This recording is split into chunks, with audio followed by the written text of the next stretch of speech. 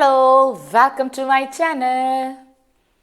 So we are at the third part of the lesson, hydrocarbon. In the last session, we have discussed about the preparations of alkanes. So today we are going to discuss about the properties, like physical property and one or two chemical properties. Because our chemical property complete ആയിട്ട് ഒരു video ചെയ്യുമ്പോൾ വലിയ video ആയിരിക്കും, നിങ്ങൾക്കും ബോറടിക്കും. അപ്പോൾ എടുക്കുന്ന കാര്യം കുറച്ചാണെങ്കിലും അത് വൃത്തിക്ക് പഠിച്ചിട്ട് നെക്സ്റ്റ് ടോപ്പിക്കിലേക്ക് കവർ ചെയ്യാം.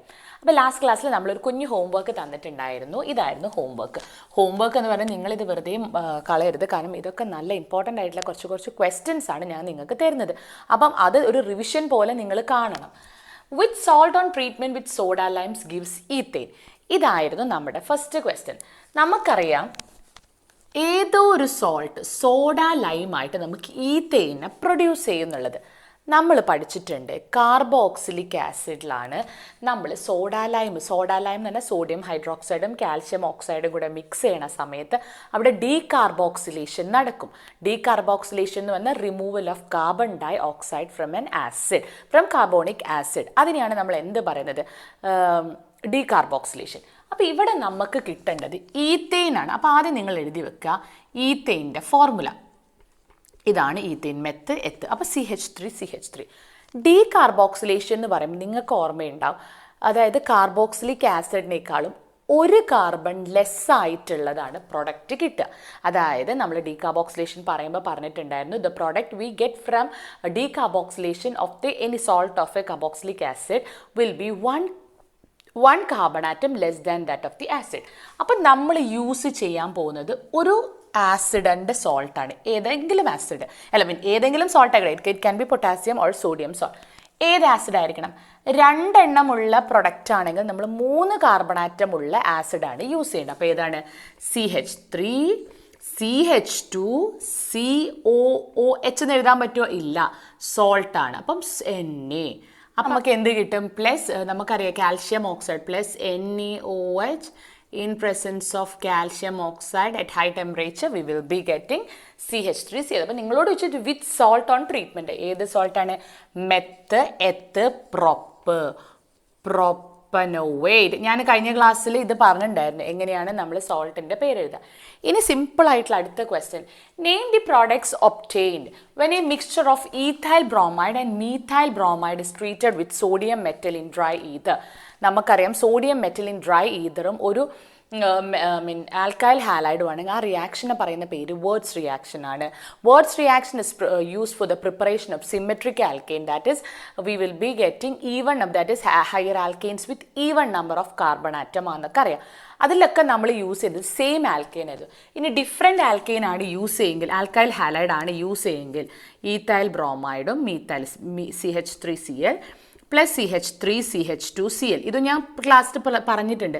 അതായത് ഇങ്ങനെ ഒരു റിയാക്ഷൻ ക്യാരി ഔട്ട് ചെയ്യുമ്പം we will be getting mixture of products. എങ്ങനെ?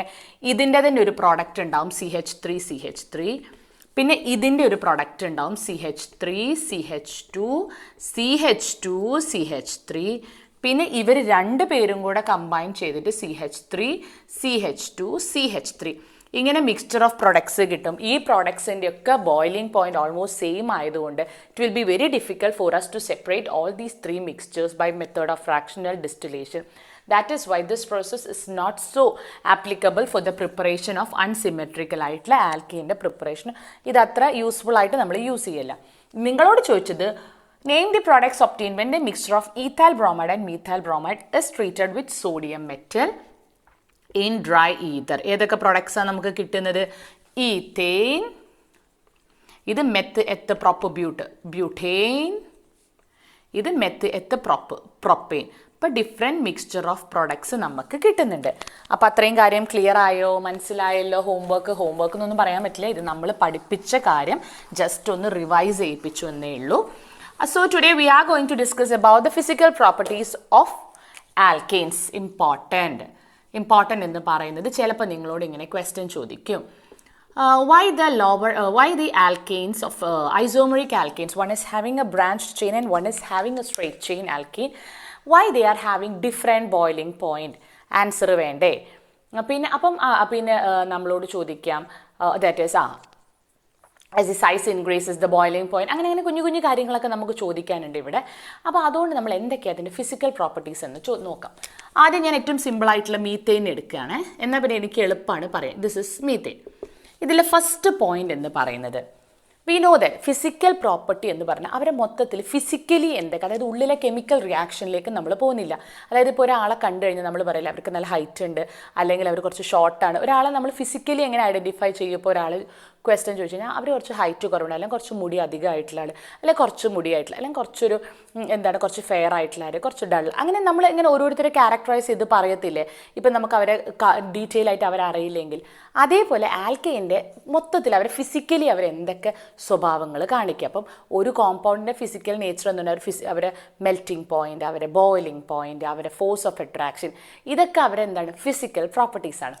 അപ്പം നമ്മളിവിടെ പറയുകയാണ് ഒരു ആൽക്കൈനെ ഞാൻ ജനറൽ കേസിൽ മീത്തേൻ അങ്ങോട്ട് പറയാം. മീത്തേൻ വേണ്ട, ഈത്തേൻ. ഓക്കെ, ഈത്തേനെ പറയാം. 2 കാർബണായിട്ടാകുമ്പോൾ കുറച്ചുകൂടെ എളുപ്പമാണ്. We know that in the case of alkyne they are having a covalent bonding between these, അതായത് കാർബൺ ആണെങ്കിലും അല്ലെങ്കിൽ കാർബൺ ഹൈഡ്രജനുമായിട്ടാണെങ്കിലും there exist a covalent bond. അപ്പോൾ അവരെന്തല്ല, they are not polar molecule. ഇപ്പം ആദ്യത്തെ ഒരു point, the bonding between the carbon hydrogen or carbon is covalent bond. They are non polar. എന്തുകൊണ്ടാണ് they are non polar? Because the electronegativity difference between the carbon and hydrogen is very less. HCl ഒരു polar polar ബോണ്ടാണ്. എന്തുകൊണ്ടാണ്? Clന് ഭയങ്കര electronegativity, so it will attract the electron, so this hydrogen will be having a positive charge, so they are polar. That means they have a slight charge on these particles or these atoms.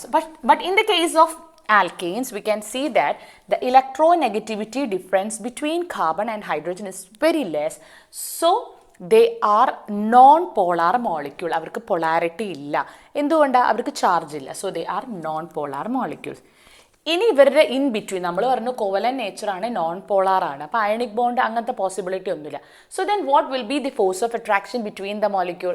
The force of attraction between the molecules in an alkane is weak. നമുക്കറിയാം നമ്മുടെ ഏറ്റവും weak force ആയിട്ടുള്ള ആരാണ്? Van der Waals force of attraction exist between these molecules. അപ്പോൾ ഈ 3 point നമുക്ക് ഓരോ കാര്യങ്ങൾ പറയാൻ വേണം.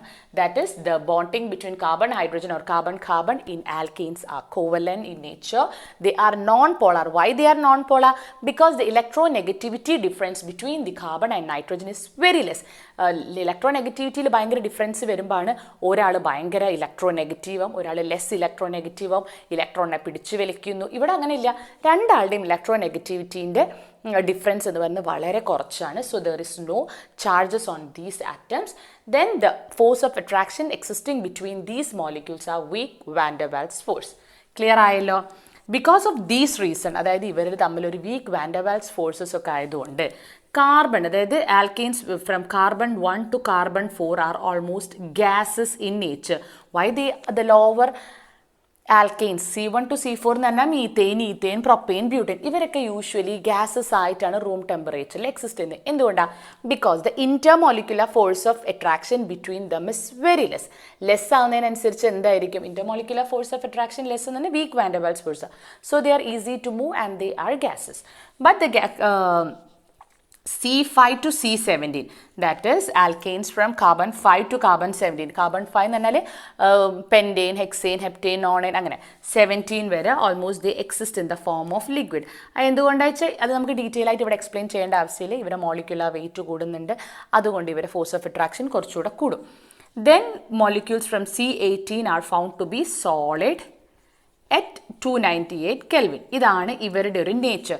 That is lower alkanes are found to be gases and let's say 5 to 17 are found to be in liquids and C18 and above carbon that is alkanes are found to be it solid at 298 Kelvin. ഇനി നമുക്കിവിടെ പറയാനുള്ളത് ഇവരുടെ boiling പോയിന്റിനെ കുറിച്ചിട്ടാണ്.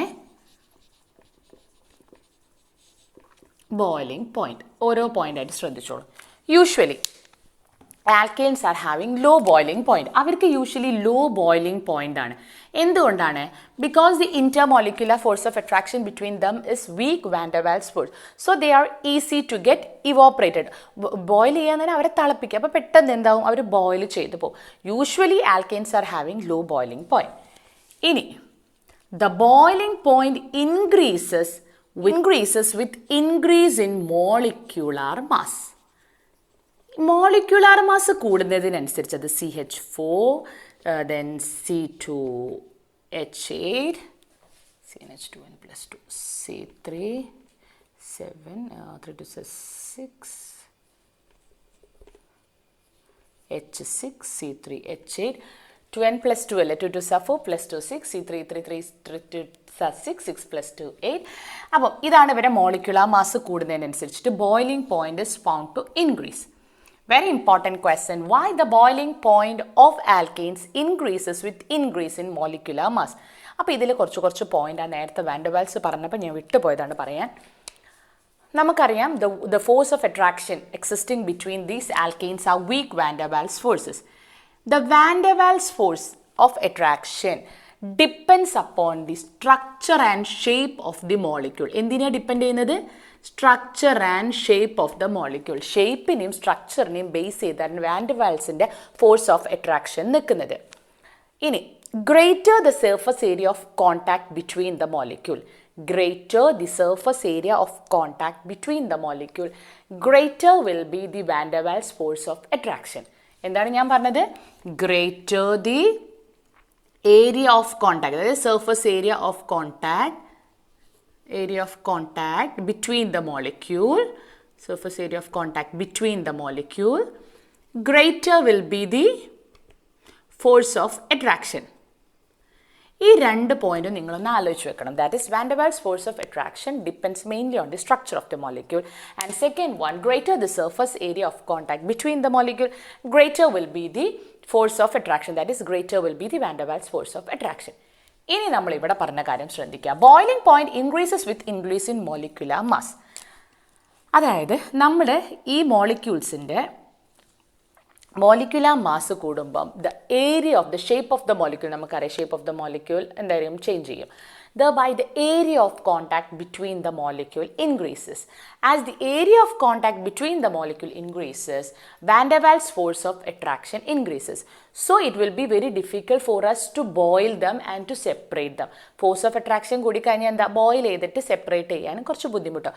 That is the reason why as the molecular mass increases, the boiling point of alkanes increases. ഇനി ഇതേ question തന്നെ വേറെ തരത്തിലും ചോദിക്കുക. ദ ലോവർ ആൽക്കെയിൻ എന്ന് പറഞ്ഞാൽ കാർബൺ, അതായത് കാർബണിൻ്റെ നമ്പർ കുറവുള്ള C1, C2. Lower alkanes are having higher boiling point than that of lower alkanes are having low boiling point than that of higher alkane. അപ്പോൾ നിങ്ങൾ പറയേണ്ട 2-3 പോയിന്റ്സ് ഇതാണ്. The force of attraction existing between alkane molecules are van der Waals force of attraction. Van der Waals force of attraction mainly depend upon the shape and structure of the molecule. As the area of contact between the molecule increases, van der Waals force of attraction increases. As the molecular mass increases, the surface area or the area of contact between the molecule increases, and thereby the van der Waals force of attraction increases. This is the reason why the boiling point increases as the molecular mass increases. Clear ആയോ? തറവാണോ? ഈ question പലപ്പോഴും ചോദിക്കാറുണ്ട് ഇതുപോലത്തെ questions. അതുകൊണ്ടാണ് ഇത്രയും 2-3 തവണ repeat ചെയ്തിട്ട് പറയുന്നത്. ഇനി ഇതേപോലൊരു മോളിക്യൂളിനെടുത്ത് CH3, CH2, CH2, CH3. ഇതിൻ്റെ പേരെന്താ? മെത്തേത്ത് പ്രൊപ്പ് ബ്യൂട്ടൻ അല്ലേ, ബ്യൂട്ടേൻ.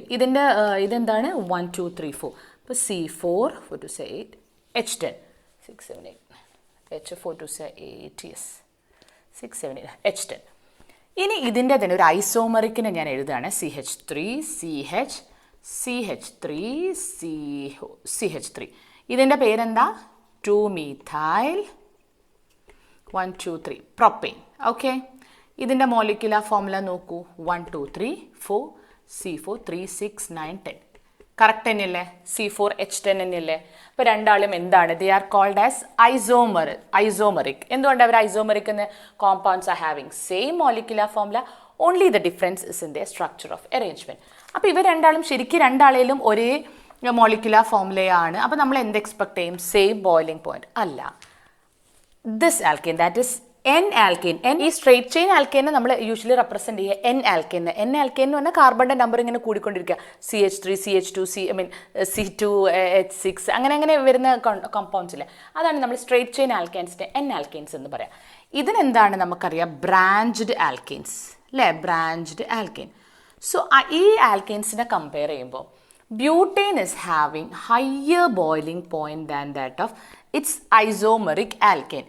ഇതിന് ലോ ബോയിലിംഗ് പോയിന്റ് ആയിരിക്കും. അതായത് ഇവർ രണ്ടാളും ഐസോമേഴ്സ് ആണ്. ഇവർ രണ്ടാളും ബോയിലിംഗ് പോയിന്റ് എടുക്കുമ്പോൾ straight chain alkanes are having more boiling point than that of their branched chain alkane. What is the reason? ഈ ക്വസ്റ്റ്യൻ ഒരു ഇമ്പോർട്ടൻ്റ് ആയിട്ടുള്ള ഒരു ക്വസ്റ്റ്യൻ ആണ്.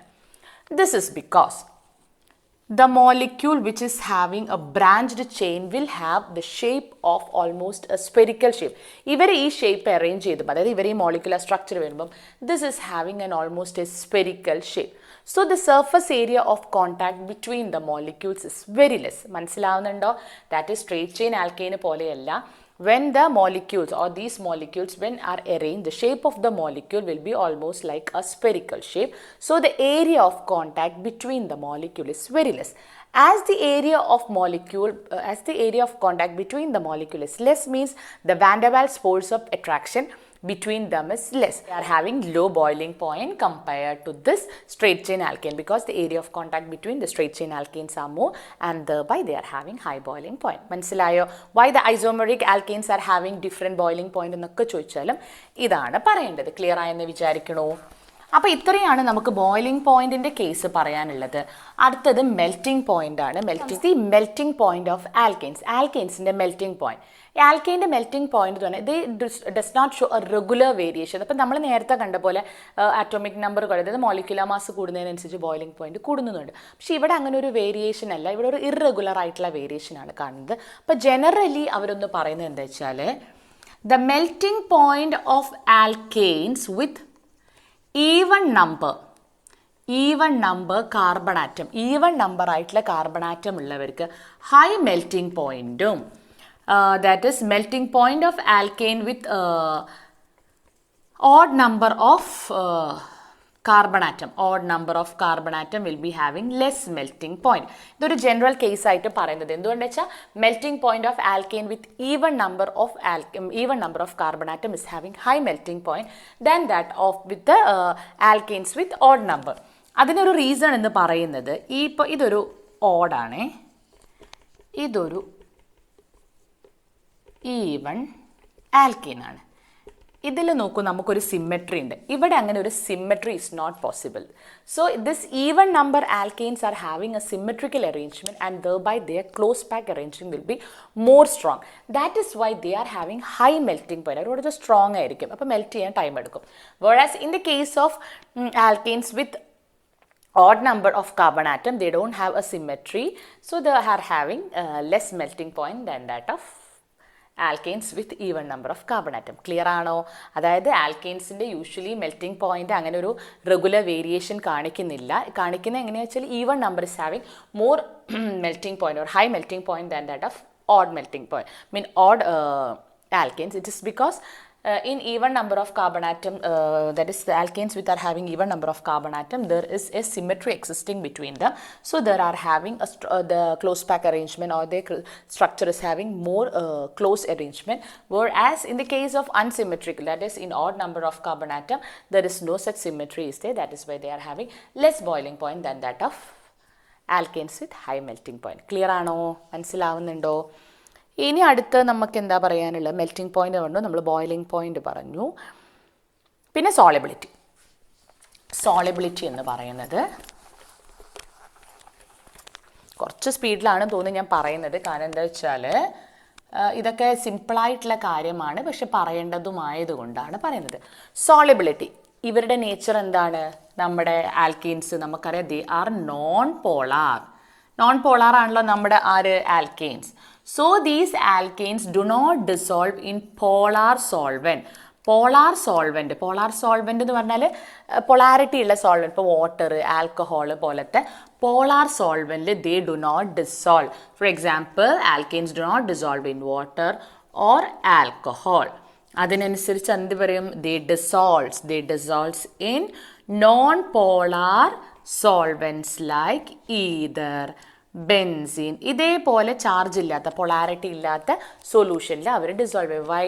Because they are non polar in nature. പിന്നെ എന്താ വെച്ചാൽ density പറയുമ്പോൾ the density of alkanes increases with increase in molecular mass കൂടുന്നതിനനുസരിച്ചിട്ട് ഡെൻസിറ്റി കൂടുന്നുണ്ട്.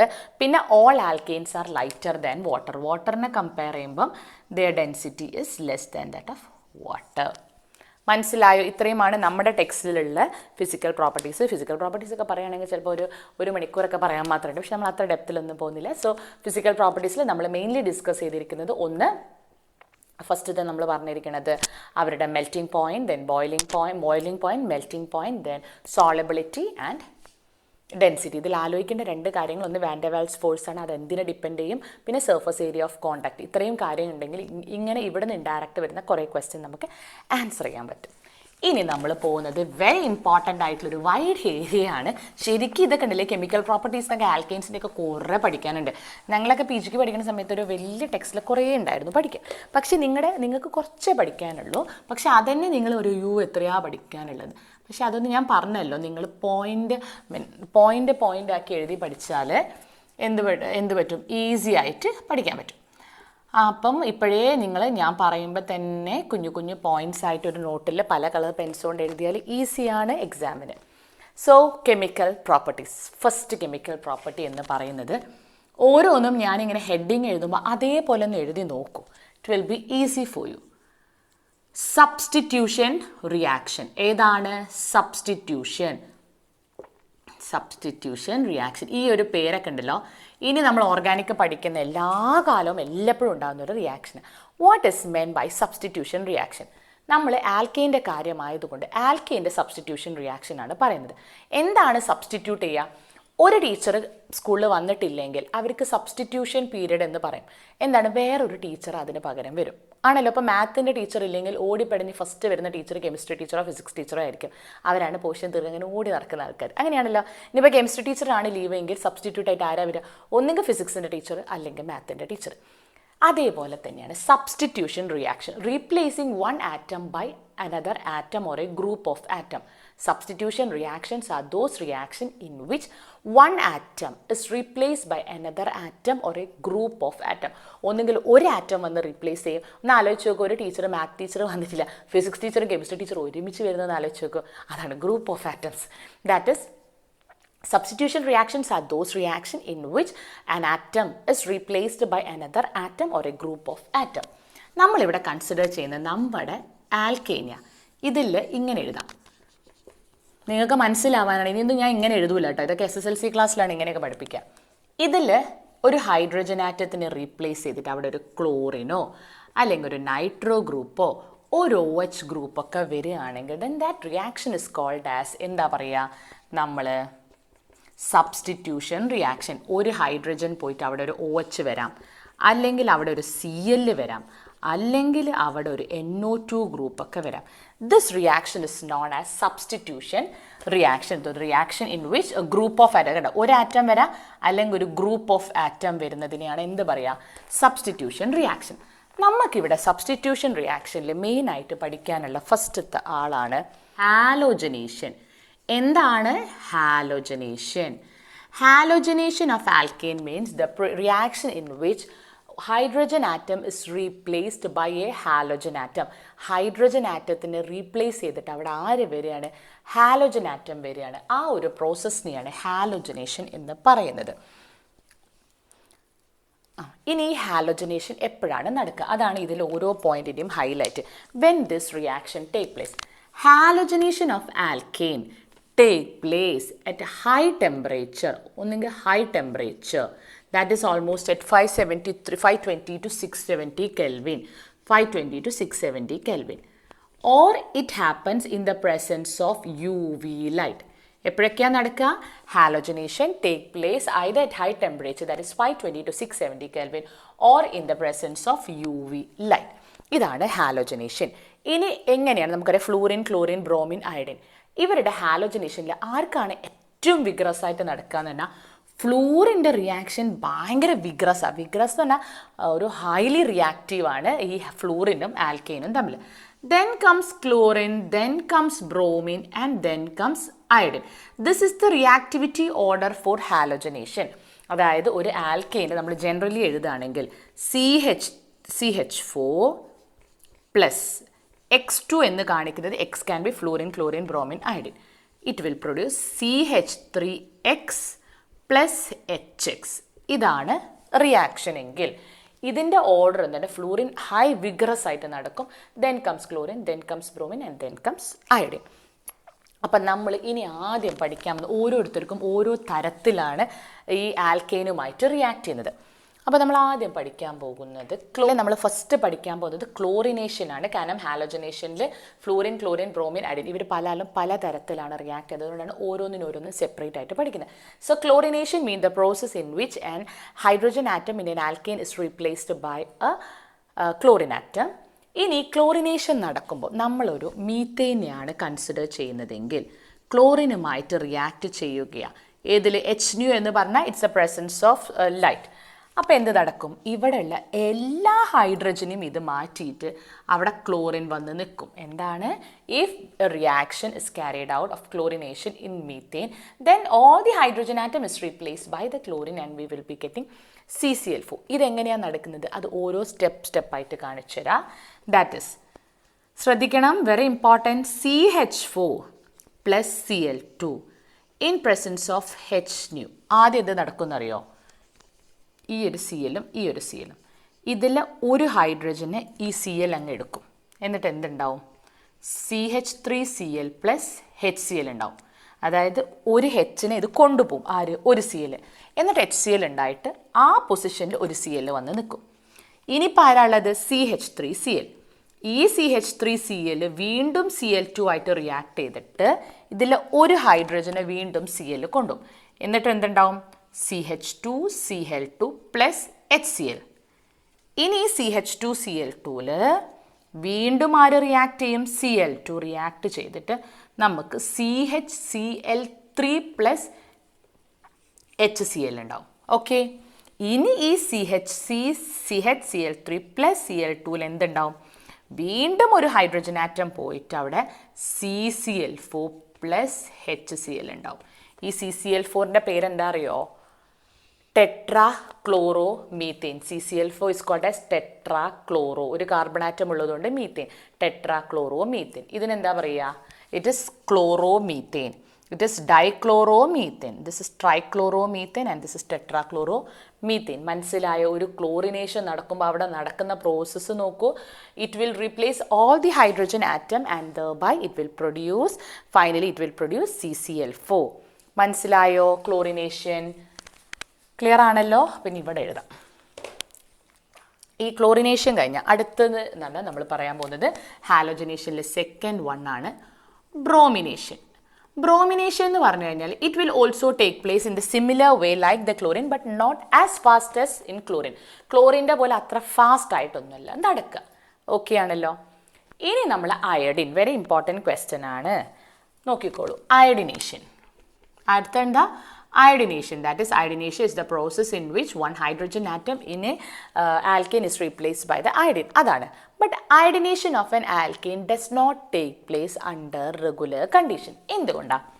ഇപ്പം CH4 plus I2 നടക്കുമ്പം we are getting CH3I plus HI. Reduce ചെയ്യുന്ന HI ഉണ്ടല്ലോ, it's a moderate reducing agent ആണ്. ഇതൊക്കെ ഇമ്പോർട്ടൻ്റ് ആണ്. The hydrogen iodide so form during this reaction is a moderately good reducing agent. So it will reduce CH3I back to methane and iodine. അതായത് ഇവിടെ വരുന്ന hydrogen iodide എന്ന് പറയുന്നത് ഒരു reducing ഏജൻ്റാണ്. Reduce ചെയ്യാൻ തന്നെ ഹൈഡ്രജനെ ആഡ് ചെയ്യും. ഇതെന്ത് ചെയ്യും? ഇതിനെ CH4ഉം I2 ആക്കി മാറ്റുന്ന ഒരാളാണ്. So this reaction cannot be carried out under the normal condition. So instead we have to prepare an iodoalkane. What we have to do? We have to use a strong oxidizing agent like HNO3 or HiO3. Question chodikkarunde. During the preparation of alkyl halide with iodine, alkyl iodide with iodine, why we are taking HNO3 and HiO3? During this reaction. This is because when alkane is reacted with iodine under normal condition, it will produce alkyl iodide and hydrogen iodide. This hydrogen iodide is a reducing agent which will reduces alkyl, that is alkyl iodide back to alkane and iodine.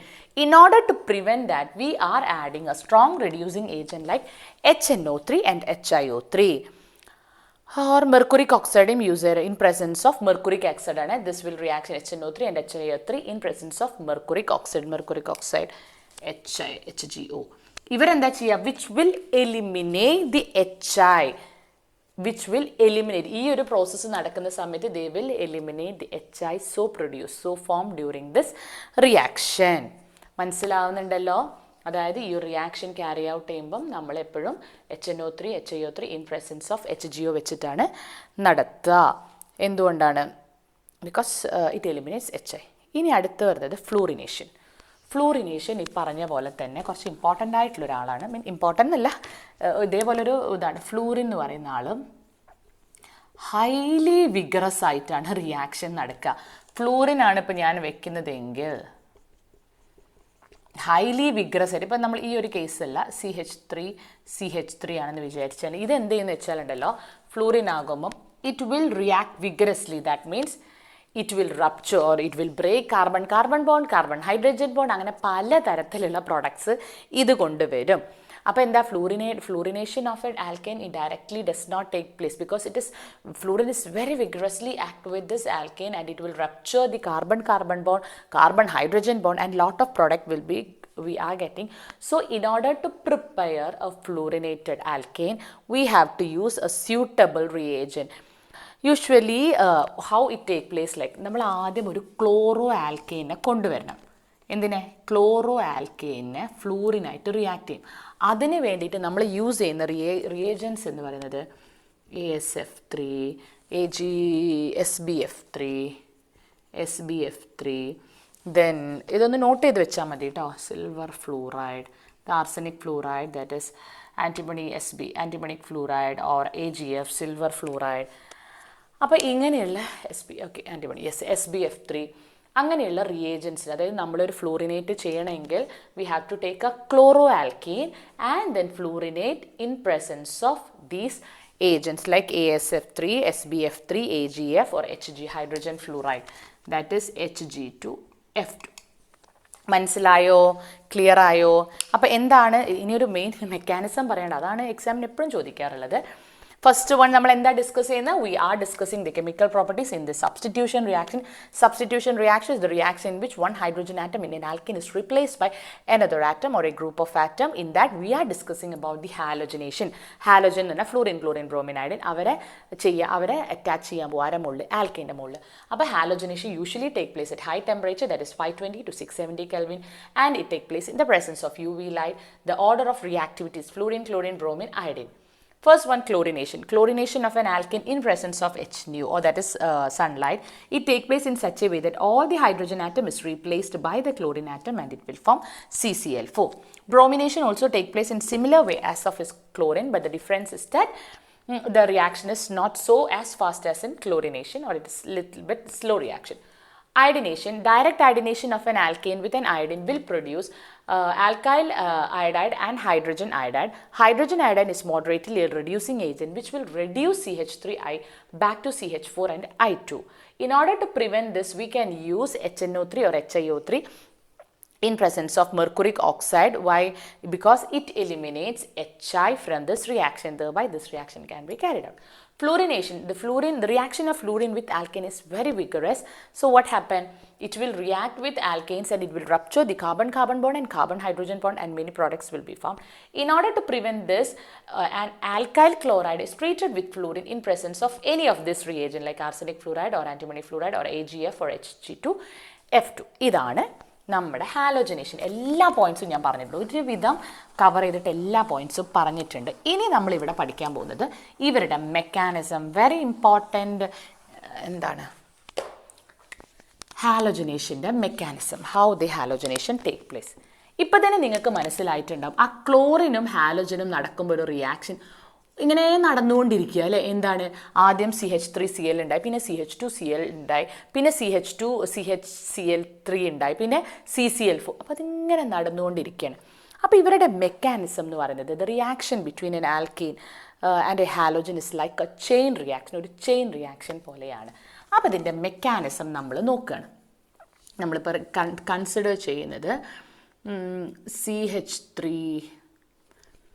CH4ഉം Cl2ഉം തമ്മിലുള്ള reaction ആട്ടോ. CH4ഉം Cl2ഉം തമ്മിലുള്ളൊരു reaction.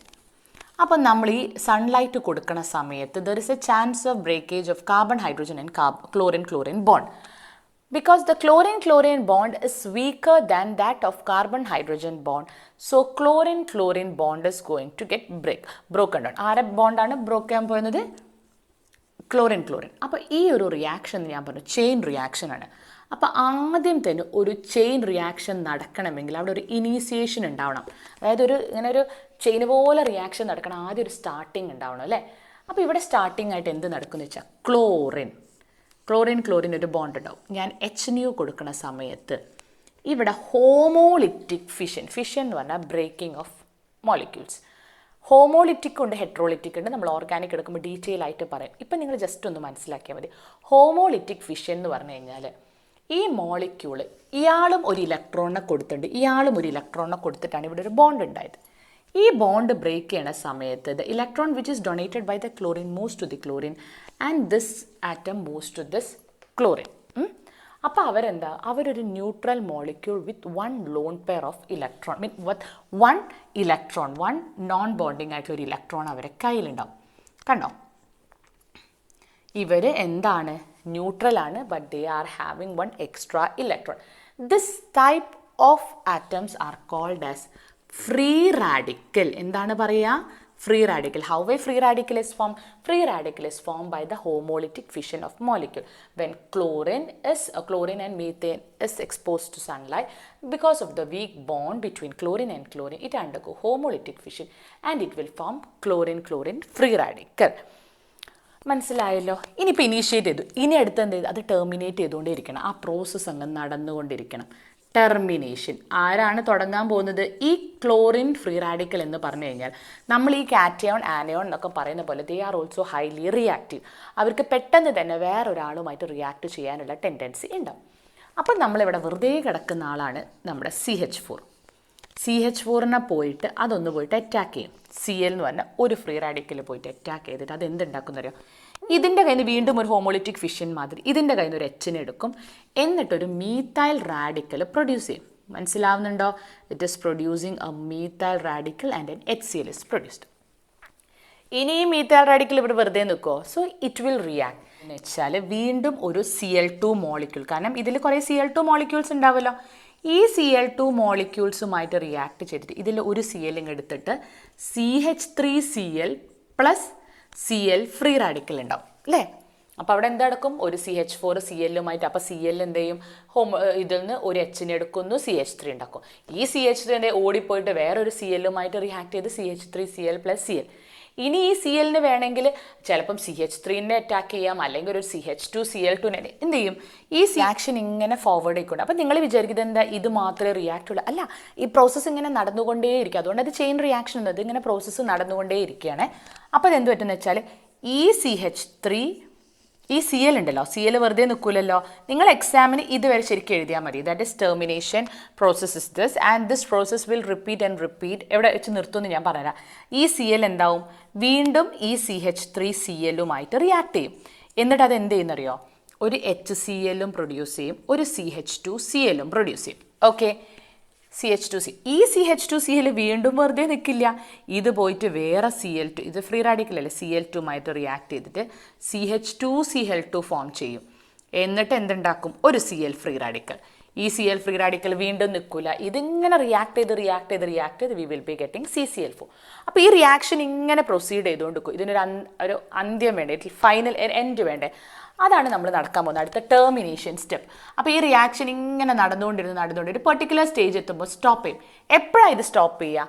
Either the amount of reactant just get completed, റിയാക്റ്റൻറ്റിൻ്റെ amount കുറഞ്ഞു, അല്ലെങ്കിൽ ഒരു termination നടക്കാനുള്ള സാധ്യത എന്താണെന്ന് വിചാരിച്ചാൽ ഒരു ക്ലോറിൻ ഫ്രീ റാഡിക്കലും വേറൊരു ക്ലോറിൻ ഫ്രീ റാഡിക്കലും കൂടെ റിയാക്ട് ചെയ്ത് Cl2 ഗ്യാസ് ഉണ്ട്, അപ്പോൾ അവിടെ വേറെ ഫ്രീ റാഡിക്കൽ ഉണ്ടാവാതിരിക്കാം, റിയാക്ഷൻ സ്റ്റോപ്പ്. ഇനി അതും അല്ലെങ്കിൽ ചിലപ്പോൾ എന്ത് പറ്റും, ഒരു CH3 ഫ്രീ റാഡിക്കലും വേറൊരു CH3 ഫ്രീ റാഡിക്കലും കൂടെ കമ്പൈൻ ചെയ്ത് CH3 ഉണ്ടാവും, റിയാക്ഷൻ സ്റ്റോപ്പും. അല്ലെങ്കിൽ എന്തുണ്ടാവും, ഒരു CH3 ഫ്രീ റാഡിക്കലും ഒരു Cl ഫ്രീ റാഡിക്കലും കൂടെ കൊണ്ടുവന്നിട്ട് CH3Cl ഉണ്ടാവും. ഇതിൽ ഏതെങ്കിലും ഒരു പോസിബിലിറ്റി ഉണ്ടാകുമ്പം ചിലപ്പോൾ എന്ത് പറ്റും, റിയാക്ഷൻ സ്റ്റോപ്പ് ചെയ്യും. അപ്പം ശരിക്കും ഹാലോജനേഷൻ ഓഫ് എൻ ആൽക്കെയിൻ എന്ന് പറഞ്ഞാൽ it's like A chain reaction. Initiate ആരാ ചെയ്യുന്നത്, when A sunlight when a chlorine or a CH4 is exposed to sunlight, chlorine undergo homolytic fission to produce Cl free radical. Then terminate ചെയ്യും. ആ chlorine റാഡിക്കലാണ് അവിടെ ഇങ്ങനെ termination നടത്തുന്നത്, അതാണ് proceed ചെയ്യുന്ന reaction. This chlorine free radical react with a methane to produce a methyl radical and HCl. This methyl radical again react with another chlorine molecule to produce chlorine free radical. And this steps will continues and it will produce large number of products here. And finally a stage is reached, that is the reaction stops, that is called as the termination. ഒന്ന് എപ്പോഴാണ് നടക്കുക, when the reactant is exhausted, reactant തീരുക. അല്ലെങ്കിൽ the termination may be like that, when one chlorine radical react with another chlorine radical to produce chlorine gas, or 2 CH3 radical combine to form to an alkane, or 1 CH3 free radical and a chlorine free radical combine to form a CH3Cl. മനസ്സിലായോ? ഇതാണ് നമ്മുടെ halogenation. എപ്പോഴും ചോദിക്കാറുണ്ട്, write the steps involve in the halogenation of alkane or chain reaction of alkanes with halogen എന്നൊക്കെ ഉള്ളത് എപ്പോഴും ചോദിക്കുന്ന ഒരു കാര്യമാണ്. ക്ലിയർ ആണോ? മനസ്സിലായോ എന്താണ് നമ്മുടെ കെമിക്കൽ പ്രോപ്പർട്ടീസിലെ സബ്സ്റ്റിറ്റ്യൂഷൻ റിയാക്ഷൻ, അല്ലെങ്കിൽ ഹാലോജനേഷൻ, ക്ലോറിനേഷൻ, ബ്രോമിനേഷൻ, അയഡിനേഷൻ, ഓരോന്നും ഇതിൽ ഇമ്പോർട്ടൻ്റ് ആണേ. ഇനി സിമ്പിളായിട്ടുള്ള അടുത്തതെന്ന് പറഞ്ഞത്, അപ്പോൾ ഒരു കെമിക്കൽ പ്രോപ്പർട്ടിയിൽ ഒന്ന് കഴിഞ്ഞു. ഇനി സെക്കൻഡ് വൺ ആണ് നമ്മുടെ ഓക്സിഡേഷൻ. എപ്പോഴും കെമിക്കൽ പ്രോപ്പർട്ടിയിൽ ഒന്ന് രണ്ടെണ്ണം, ഒന്ന് ഹാലോജൻ, ഒന്ന് സബ്സ്റ്റിറ്റ്യൂഷൻ, ഒന്ന് ഓക്സിഡേഷൻ. ഓക്സിഡേഷൻ എന്ന് പറഞ്ഞാൽ എന്താ? ഓക്സിഡേഷൻ എന്ന് പറഞ്ഞാൽ it's a process of burning of substance അല്ലെ, in presence of oxygen or in air is known as oxidation. അത് തന്നെയാണ് alkanes. When burned or heated in presence of oxygen, they completely oxidize to produce carbon dioxide and water, and it will produce a large amount of heat during this process. Alkane നമ്മൾ ഓക്സിജൻ്റെ പ്രസൻസിൽ heat ചെയ്യുകയോ അല്ലെങ്കിൽ burn ചെയ്യുകയോ അല്ലെങ്കിൽ reaction നടത്തുകയോ ചെയ്താൽ it will produce carbon dioxide and water with the evolution of large amount of heat. അപ്പോൾ നമ്മൾ റിയാക്ഷൻ നോക്കുക, CH4 plus 2CO2 gives CO2 plus H2O plus heat, that is 2H2O. ബാലൻസിങ്ങിന് ഓൾറെഡി ഞാനൊരു video പണ്ട് ചെയ്തിട്ടുണ്ട്, പിന്നെയും ഞാൻ വീഡിയോ ഒന്നും കാണിച്ച് തരത്തില്ല ബാലൻസിങ്ങിൻ്റെ. So this is very important. എന്തുകൊണ്ടാണ് ഞാൻ പറഞ്ഞത്? This is a reaction of burning of methane in presence of oxygen ആണ്, 2O2 oxygen to produce carbon dioxide and water. അപ്പോൾ ഇനിയിപ്പോൾ നിങ്ങളോട് പ്രോപ്പർ ബ്യൂട്ടേൻ്റെ ഒക്കെ കമ്പഷൻ റിയാക്ഷൻ ചോദിച്ചു കഴിഞ്ഞാൽ അതിൻ്റെ ബാലൻസിങ് അവിടെ ഇരുന്ന് കാൽക്കുലേറ്റ് ചെയ്യാൻ ഭയങ്കര ബുദ്ധിമുട്ടാണ്.